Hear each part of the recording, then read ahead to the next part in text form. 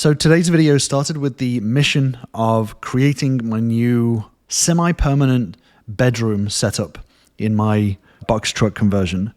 However, this clip is from the end of the video where, as with a lot of projects in this build, everything took a massive twist. So this video may start pretty optimistic, but it's going to end on a bit of a cliffhanger, I'm going to warn you, but stick around to see how this story progresses.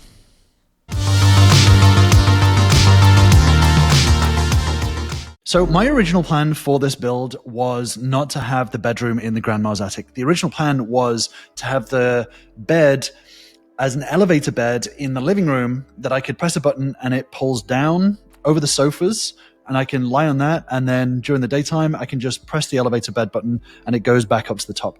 That is still the plan as of right now. However, I had to get my mini split installed as soon as possible, and that basically the way that it's installed blocks the idea of an elevator bed right now. And because I'm in Houston, I just needed to get cool air into the place as soon as possible before it gets too hot.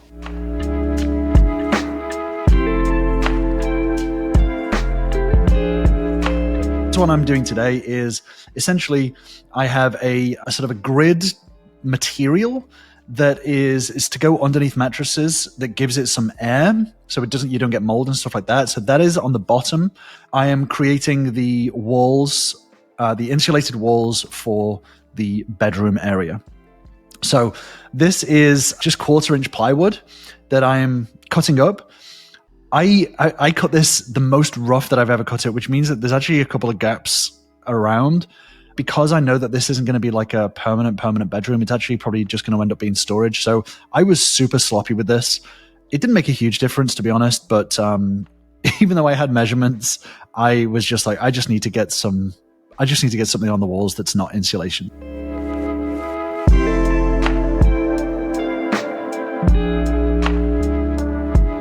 My aim for the bedroom is ultimately just to have somewhere where I can put a mattress, put a lamp, and go to bed. I don't want to sit and watch TV. I don't want to do anything else in there. I just want to basically, as soon as I'm ready to go to bed, to go there, maybe read 5 minutes of a book or whatever, and go straight to sleep.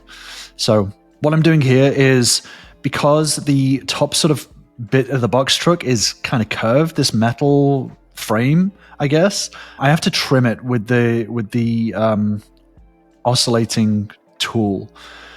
So I'm just trimming the edges just to make sure that it fits flush up against it. There's not many points of contact to attach it to. I can't just glue it to the insulation. There's almost definitely better ways of doing this. People who have done woodwork before will probably be like, you should have done this. But this is the way I'm doing it. I'm hammering it to the existing bits of wood in there. I had to stop for a second because I just got delivered a care package. So yeah, a nice little break and coffee and beignet. So yeah, I'm going to sit down and finish this for 10-15 minutes and carry on with my little project. So these end bits were the ones that were most difficult.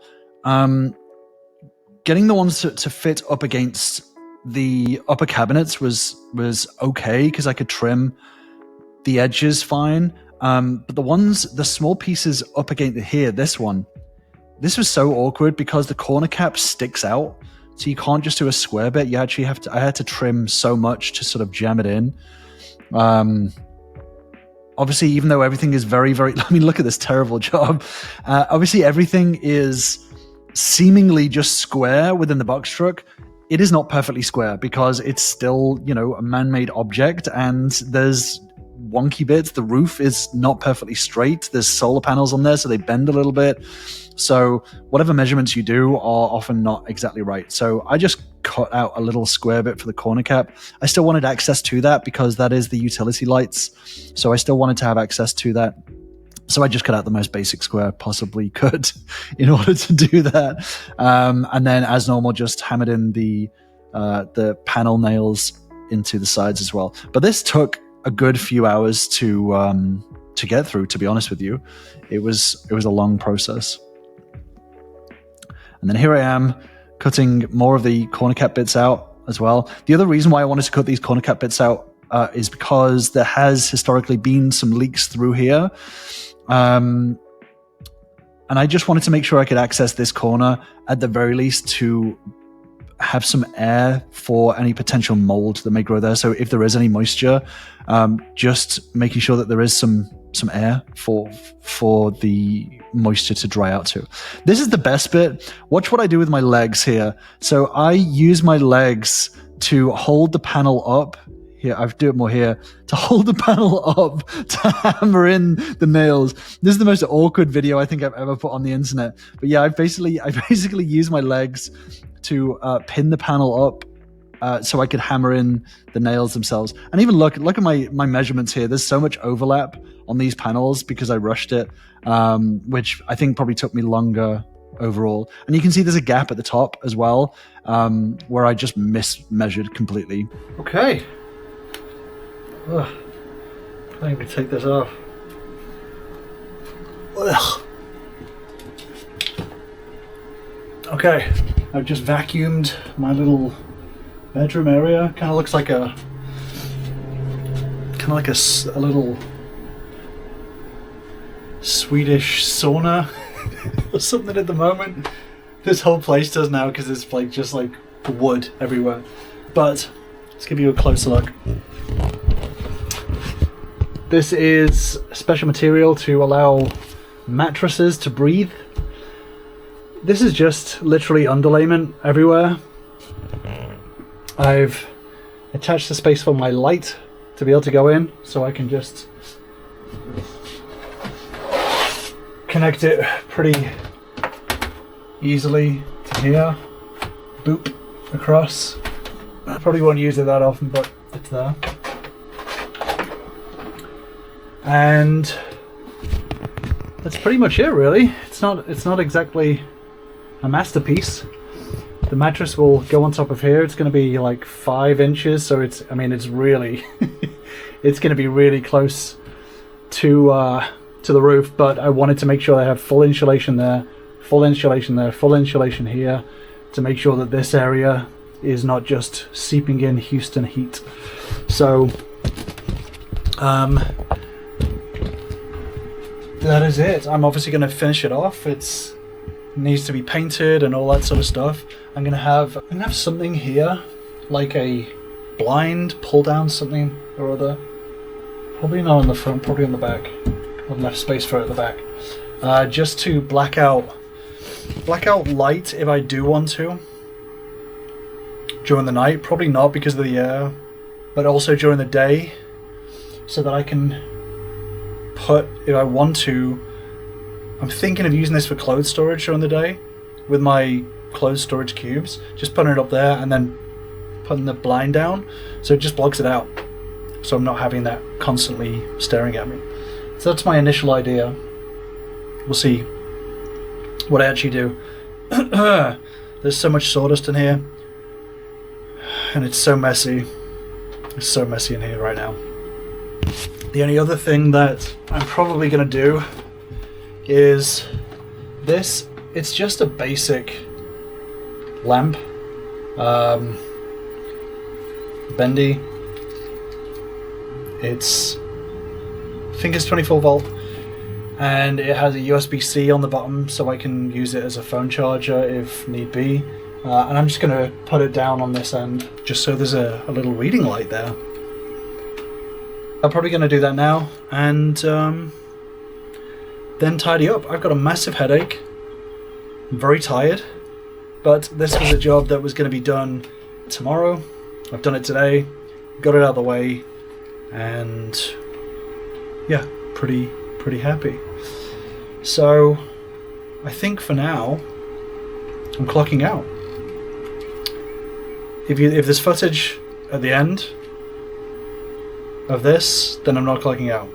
I may do this now and then clock out at the end, but if not, for now I'm clocking out.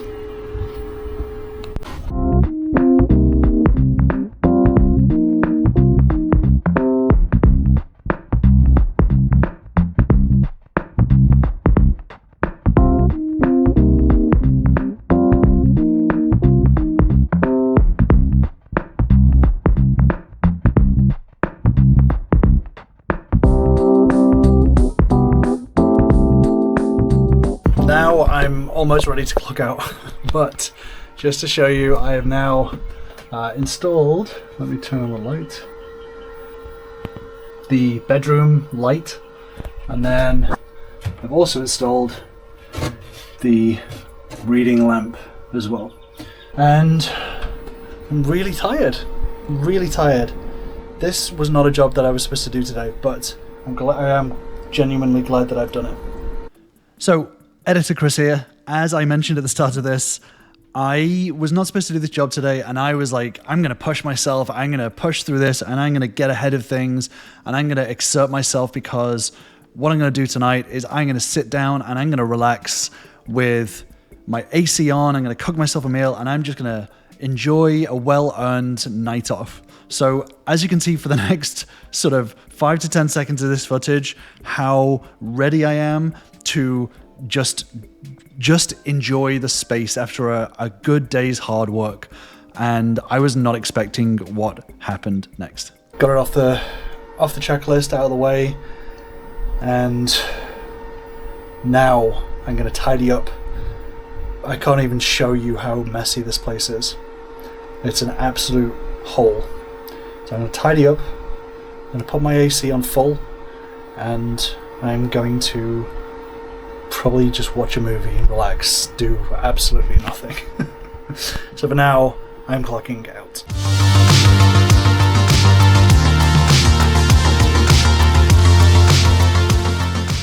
So I'm sat in the dark right now because just as sunset started, I was cooking myself some dinner, had my AC on, just everything was as normal. The amount of power that I was pulling was 900 from my little cooker, 500 probably from my AC, and maybe 200 from elsewhere. My inverter is supposed to be 3600. As I was doing it, there was a bang.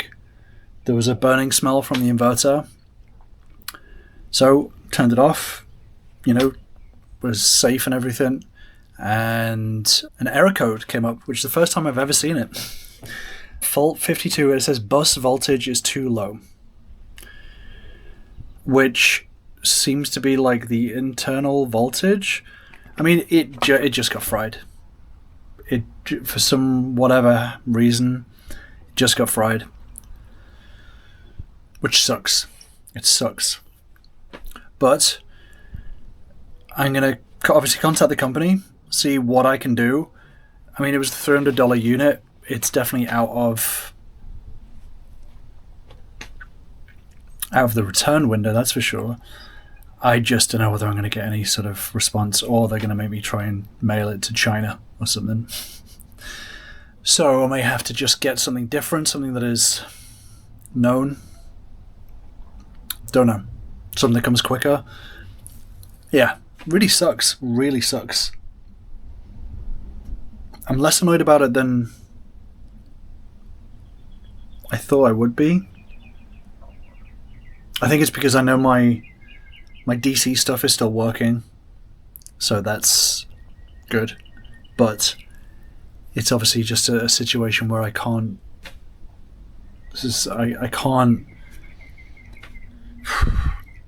All the power problems that I've had have mainly been me. This is definitely. I mean, I was not misusing this in any way. This is definitely an issue with the unit. It should not be doing this, period. I guess you get what you pay for. 5 months old? Man, that sucks. So yeah, I'm not gonna panic. I'm gonna have a think and figure it out. Just gonna figure it out. That's all I can do. We'll let you know what happens.